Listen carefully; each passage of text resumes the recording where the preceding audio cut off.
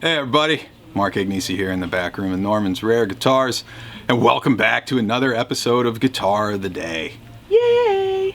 Part of the cool thing about doing this whole thing is getting to connect with some of you guys. I got to spend some time on the phone today with a few different people. One was Linda from Canada.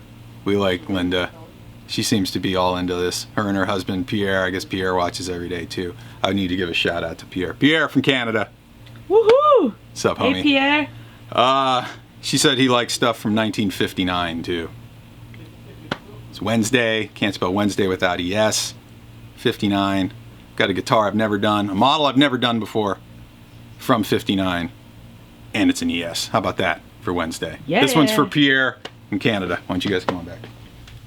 This is, again, 1959. This is the Gibson ES 330T. Original sunburst finish with the dot neck. I can't believe we've never done these because, we've done 330s before, but we normally do the TDs. There's all those damn letters again. But, it's like a Les Paul Jr. and an electric Spanish guitar had a baby, and I think it's rad. Oh, so cool. All right, it's a 330T. Here we go with the stupid letters again. We've done a lot of TDs. We've done TDCs. What's a T? T stands for thin. That's it. So this is an ES330T. Comes with one pickup, one dog ear P90, and they place it right in the center. The TD, again, will be thin D for the dual pickup, which will give you the one pickup back here and the one pickup in the neck. This is really I'm trying to think if they did it on, I guess on the 225s as well they did this. On the one pickup versions where they put the pickup in the middle here. On a lot of the 330s, I love the TD 330s as well, but the one pickup back here by the bridge is very, very metallic sounding, and the one pickup here by the neck, because of this neck angle here, usually sits so close to the strings that the neck pickup always tends to blow away volume-wise the bridge pickup. So there's something kind of rad about having it in the middle here, because it doesn't really sound like anything else. The only other is the 225, they put it in the middle, and the 225 TD will have it here. 125s, they just keep it up in the neck. 175, they just keep it up in the neck. So kind of cool to see it there in the middle. Again, this is totally hollow. No center block in here. This is a fully hollow body guitar. And again, this would be Gibson's equivalent of the Epiphone Casino. They did do, the Casino is called the E230 TD, and they did do an E230T as well with just the single pickup in the middle. These came out, this is actually first year production would be 59. They started the ES 335 kind of shape in 58, but the 330 first year in 59. You're going to have dot inlays all the way into the early part of 62, and then they switch to the block inlay. We're going to have black covers, 61 and 62. 60 into 62 into 63, 64 they go to the nickel cover on the P90, and 65 we go to chrome parts all over, and then they stick with the blocks through the rest of the 60s. Condition wise, top of the guitar is really, really great.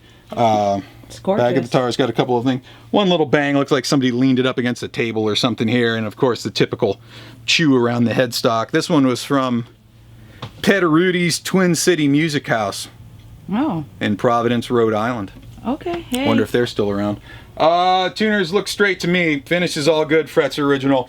Dog ear P90 just rips. It's like a Les Paul Jr. with a little more feedback. But in a good way. In a bad way if you don't know what the hell you're doing. Really good way if you know how to control it, because you can get it to take off when you want it to. But don't just sit in front of an amp with your hands off the guitar and just let the thing whistle, because it will. And then again, 59. Nice, beautiful, comfy neck. Not massive, but just a nice hefty carve. This is before, once we get into the 60s, we start to get that real bladey neck. So this has got the more substantial neck on it. Pumped. Love these. Let's go plug it in, see what it does. All right, we're out front. We have the 1959 Gibson ES 330T, original sunburst finish. Going through Blues Junior today. We're just going to kind of go through the gain settings on the amp. We'll do like a low, medium, and higher gain settings just so you can hear it go through the thing. Let's start with the low. Here we go.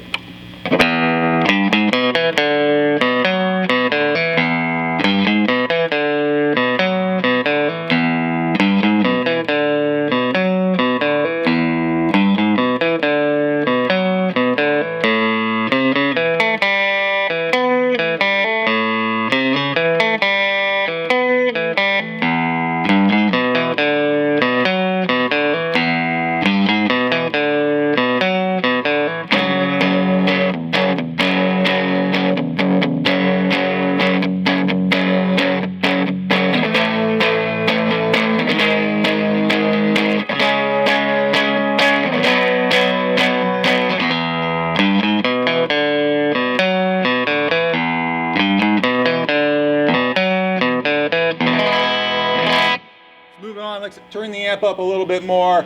We were just on about 3. Let's take it up to about 5 and see what we get, kind of that crunchy mid gain setting here.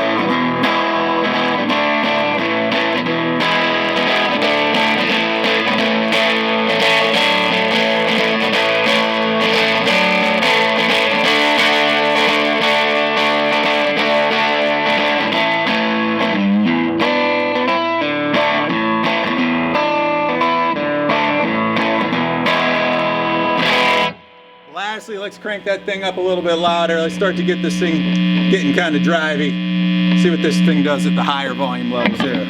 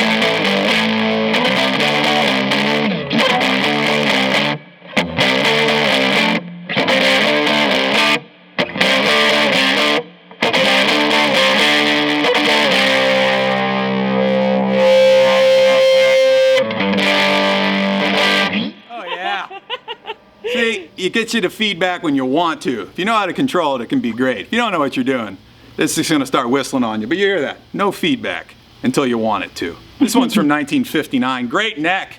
Original dot neck Gibson ES330T. Just the single dog ear P90. 3-color sunburst finish. Follow me on Instagram at Mark Agnesi. Follow the store at Norman's Rare Guitars. And check this and the rest of these guitars out online at normansrareguitars.com. It's Thumping Thursday tomorrow. The basses are killing me. But I'd do it for you guys. I'm going to figure out something to do. I'll do it. Jen's going to do Thumping Thursday tomorrow. Yeah, right. Very special episode. We'll see you guys tomorrow for another one. Peace.